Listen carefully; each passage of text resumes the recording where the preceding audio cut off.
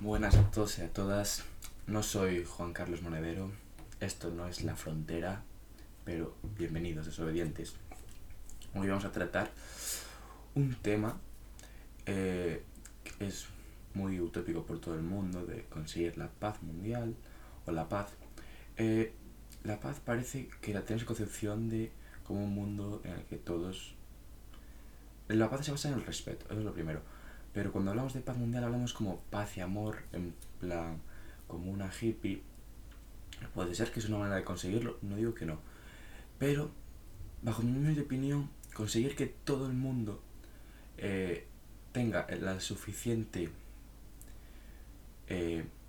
no respeto, porque respeto debe tenerlo todo el mundo, sino la suficiente mentalidad como para no enfrentar sus intereses con los intereses de los demás, que es en lo que se basan en las guerras, intereses no personales, sino intereses de Estado, porque la guerra se da entre Estados. Las guerras, pues se puede dar una pelea entre dos personas, pero no es la tipo de paz que me refiero, sino las guerras se dan entre Estados que ejercen la autoridad y la defensa de una asociación conocida como un territorio o un país hoy en día. Pues yo creo que esa concepción de paz como algo como una comuna hippie es muy difícil. ¿Por qué? Porque el mundo está lleno de personas, no vamos a decir malas, pero es muy difícil creer en una sociedad que todo el mundo sea bueno. El buenismo que se cree en todos los partidos, tanto izquierdas como derechas, en todo el mundo, que basan sus ideologías en el buenismo, no solo con la contribución a las personas de una forma que les afecte positivamente, o sea, me refiero con pagas, ayudas, a todo tipo, que es lo que conocemos buenismo, sino que creen en el buenismo de la gente, que todo el mundo va a ser bueno. Yo no creo eso, yo creo que todos somos pues unos cabrones, pongámoslo. Por eso creo que la paz mundial viene con el mercado libre y el capitalismo.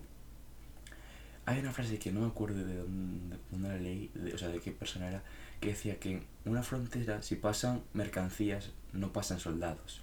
Y es verdad, tú nunca vas a atacar a alguien con el que comercias. Básicamente, esto viene dado por... eh, está recogido, por ejemplo, en la teoría de Adam Smith. Está recogido en el libro de Adam Smith, La riqueza de las naciones, que básicamente se basa en explicar que existe una empatía, ya que él explica él reformula la idea de Hubbe, Hubbe, de que todos somos egoístas, todos buscamos el bien propio. En cambio, Adam Smith lo reformula diciendo que todos tenemos amor propio, o sea, buscamos algo que nosotros lo que queremos es buscar nuestro propio interés, pero nuestro propio interés viene de la socialización. Por ejemplo, un panadero. Él pone el ejemplo de que el panadero no hace pan a las 4 de la mañana porque a él le apetezca. Dice, hola, qué bueno soy, voy a hacer pan para todo el mundo de mi ciudad. No, el panadero hace pan a las 4 de la mañana por interés propio. Y la gente a la que va a comprar pan le interesa comprar pan. Entonces ahí se da la socialización, que él lo escribe en la frase, dame lo que necesitas y tendrás lo que deseas. Es que significa que hay un interés mutuo. Cuando hay un interés mutuo es muy difícil que surjan conflictos. Y podemos poner ejemplos internacionales como el ejemplo de Trump ahora mismo, que se quiso hacer el chulo con China, con lo de Huawei, y subir los aranceles, y los chinos todos indignados dijeron, ¿pero por qué? O sea, si hay un libre comercio y un comercio entre nosotros, ¿por qué me lo pones difícil a mí? Si yo te voy a poner difícil a ti, salimos los dos perdiendo. Ese es el problema que hay a la hora de los conflictos, que en el momento que salen los dos perdiendo, no va a haber conflictos, o lo más probable es que vayan desapareciendo. Por eso, en el momento que China anunció que creo que iba a bajarle los aranceles a todo el mundo, menos a Estados Unidos reculó. Trump tuvo que recular, y es algo obvio. Y eso es lo que incita el capitalismo y el libre comercio, en el que tú relacionas con otra persona, los dos salen ganando. Porque también recoge Adam Smith en su teoría de la riqueza de las naciones, que el bienestar social y la base social nace del interés propio el interés propio que tenemos todos de ser mejores personas nos lleva a un bienestar social debido a que hacemos lo posible para tener ese bienestar propio. Y normalmente, como el ejemplo de Barandero, ese bienestar propio se reproduce en bienestar en el resto de la gente. Y así un poco filosofando sobre mí mismo, me pregunté, ¿por qué existen guerras, por ejemplo, las más conocidas de hoy en día, de Irak o así? Y también es parte de eso, porque hay un interés, el interés de Estados Unidos por el petróleo es claro, vale, y pueden hacer guerras por ese interés, pero si la fuerza, ese es el problema de los estados, que si no ser un mercado libre, la fuerza de los estados se impone. Por eso China con Estados Unidos, como la fuerza de los dos estados está aquí las dos, o un poco más arriba de Estados Unidos, tienen que aguantarse. Pero la fuerza de los estados entre Irak y Estados Unidos es una cosa así.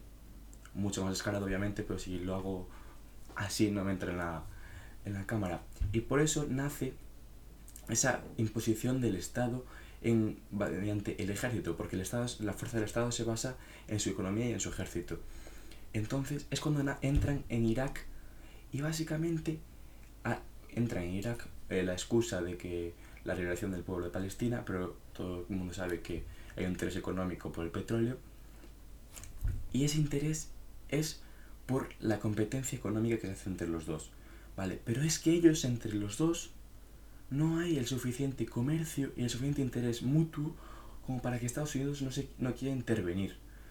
De ahí que este capitalismo de estados, no capitalismo de estado que es lo que hubo en la URSS, sino capitalismo con estados sí que puede llevar a la guerra y nos lleva hoy en día a la guerra. Pero un capitalismo de libre comercio sin estados o en minarquismo, que básicamente anarquía o minarquismo, que básicamente anarquía es que no existe el Estado y que las personas se asocian mediante grupos libres, o minarquismo, que lo único que existe es como un grupo de sabios, así como en la antigüedad, que se encarga de elaborar las leyes y las conductas de la sociedad, pero todo lo demás no lo ejecuta, que hoy en día elabora y ejecuta las leyes. Si esas fuerzas estados no existieran, seríamos todos iguales. O sea, había gente más rica, gente más pobre, y había personas con más poder, pero una persona sola no es capaz de llevar a la otra a la sumisión, o a la guerra. De ahí que el libre comercio, por la idea de que no existen los estados, o sea, puede haber libre comercio con estados, pero el libre comercio sin estados, con unos estados muy reducidos, hace que esa fuerza de ejército y esa fuerza económica se reduzca. Entonces no se haría el caso, aunque hubiera, por ejemplo, que existiera libre comercio entre Irak y Estados Unidos, que aún así no es suficientemente importante el comercio para que el interés propio de los dos es como básicamente dos no pelean si uno no quiere. Pues aquí no se da porque Irak seguramente no querría pelearse contra Estados Unidos. Fuerza de su estado aquí, fuerza de otro estado aquí. No querría pelearse. Pero en ese momento, en el momento que entre Estados Unidos tendrá que defenderse. Pero no existe la suficiente poder tanto de estados como de vías de comercio para que esa paz se tenga que aguantar los dos. Es como si tuvieran que aguantar los dos y no pelearse, como pudo pasar en la Guerra Fría entre Estados Unidos y la Unión Soviética, porque ahí sus poderes de estados estaban muy igualados y no, sería feo. Pero la base de esta argumentación es la de que mientras haya, si queremos un bienestar, bienestar social, cada uno tiene que ver el bien propio, y del bien propio nace el libre comercio como un intercambio de bienes. O sea, el que vende el pan valora menos el pan del dinero que recibe, y el que da el dinero por el pan valora más el pan que el dinero que da. Es la base de la economía y la base del intercambio de toda la vida. El que da valora menos lo que da de lo que recibe, y el que recibe valora menos lo que dio de lo que recibió. Entonces ahí salen los dos ganando. En el momento que salen los dos ganando no puede haber disputa o guerra, porque los dos romperían sus relaciones y saldrían los dos perdiendo. Por eso la base de la organización esta organización se basa en las fronteras que pasan mercancías no pasan soldados. Y en parte, desde el 72, bueno, sí que hay estas guerras con Irak y posteriores, pero son entre fuerzas de estados diferentes.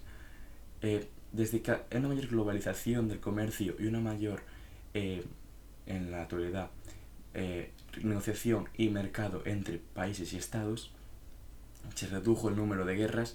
Lo que pasa es que sí se están dando en países donde sus estados no están muy bien definidos o la fuerza de sus estados son muy bajo, y es donde se aprovechan los países, los estados, sobre todo Estados Unidos y Rusia, para expandir su comercio de armas, que está feísimo y es antimoral. Obviamente hay cosas muy antimorales, y ahí es donde falla la idea de que la paz va a nacer por una moralidad de todo el mundo perfecta, porque no, es mucho más difícil conseguir que todo el mundo sea súper bueno y que tenga la concepción de que no tiene que aprovecharse de los demás, porque siempre puede haber alguna oveja negra, y de hecho hay muchísimas que ponen por delante su propio beneficio a la vida incluso de otras personas, como pasa hoy en día. Y ahí es donde falla esa teoría de que la paz va a nacer por ese buenismo de todo el mundo, o esa moral de todo el mundo. Pues es mucho más fácil creer que la paz puede llegar mediante acuerdos entre todos, no acuerdos de paz y de pacto, sino acuerdos económicos. Porque el momento que los dos tengan un acuerdo entre ellos y los dos salen ganando, es muy difícil que haya una guerra.